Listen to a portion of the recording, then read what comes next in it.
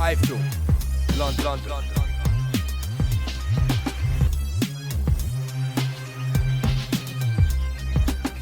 iFILM, London. This is KUGAN CASSIUS for iFILM London. We're at Upton Park, just been announced today. A mouth-watering clash between your David Haye and Dereck Chisora on the 14th. David Haye has always said that he would only come out of retirement for Vitali Klitshcko. So how's this fight come about, Adam?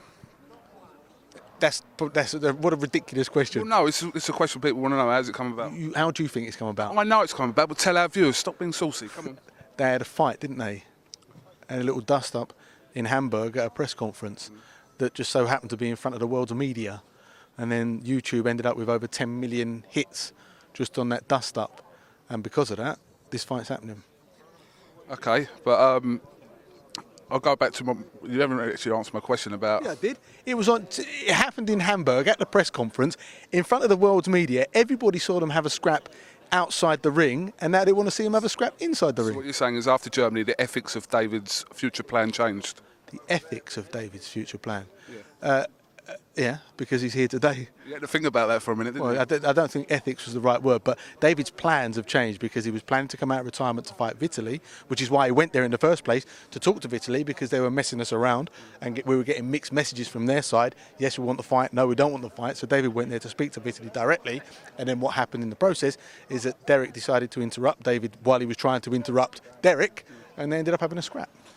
If we're talking percentages, what percentage of blame do you put on David Haye and what percentage of blame do you put on Dereck Chisora, what happened in Germany? I wouldn't blame either of them, because Dereck said some things and David did some things, and that was it. So it happened, and what people are criticising of two professional fighters having a fight. Oh no, fighters actually fighting each other.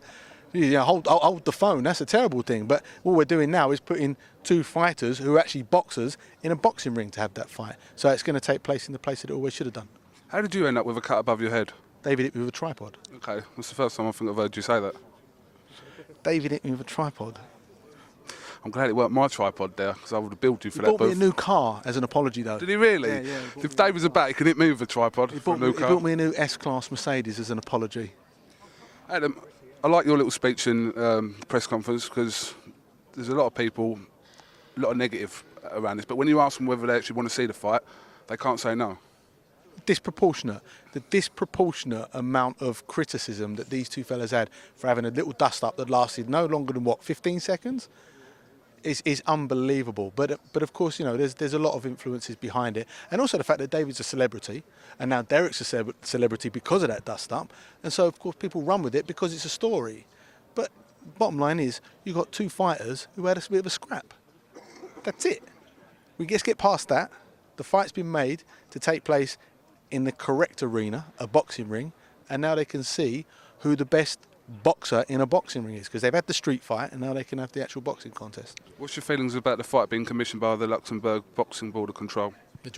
Luxbox are just a part of the EBU. They're members of the EBU, just like the British Boxing Board of Control are. There's so many different governing bodies for so many different types of combat sport. In England alone, not only have you got the ABA and the British Boxing Board of Control, but you've got loads of semi-professional boxing fights happen, loads of white-collar boxing fights happen. They all have the same similar regulations where they have paramedics, medicals, ambulances. The British Boxing Board of Control is the longest standing in Britain. But my understanding is that Luxembourg Boxing Federation has been going longer than the British Boxing Board of Control. But they're still going to be fighting under the same rules as people boxing for European titles will be boxing under. David said he will go into a 6-week training camp in June. Is his training camp going to be in England, or are you going to go abroad? It'll be probably a mixture of both. Do you need any help with sparring? Can you soak it up? I can soak it up. Dereck can soak it up. I've got to stay neutral, so I can't really take involved. So you don't want a beating in the ring? Not really. Okay. Well, Adam Booth, thank you very much for talking to iFILM London. Why do you look different? I've had a haircut, got the new tops, got the new mics. Oh, hello. That's a violent bit of branding. Yeah. Did you get Box Nation? No, yeah, Box Nation in. Haymaker Gym. Turn around. That's good. Yeah. What's that bit at the back? What? A little tufty bit at the back. Yeah, it's just, you know. I don't know. Is that a neck roll? It's nothing. It's irrelevant to the interview, so. Okay. See ya. See ya. What's going on? You've shaved your chest? No. If I shaved it, it wouldn't be hair there, would there? All right, this is KUGAN CASSIUS with the Dark Lord. Let's not. For iFILM London here at Upton Park with the Dark Lord. Thank you very much. Ciao.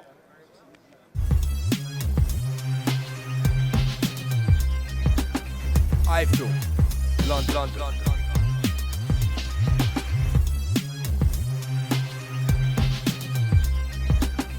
iFILM, London.